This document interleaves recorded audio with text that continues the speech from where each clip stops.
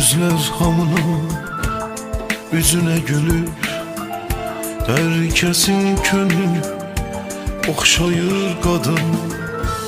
Bazen de hamıdan üreği sınır, sessizce geceler ağlayar kadın.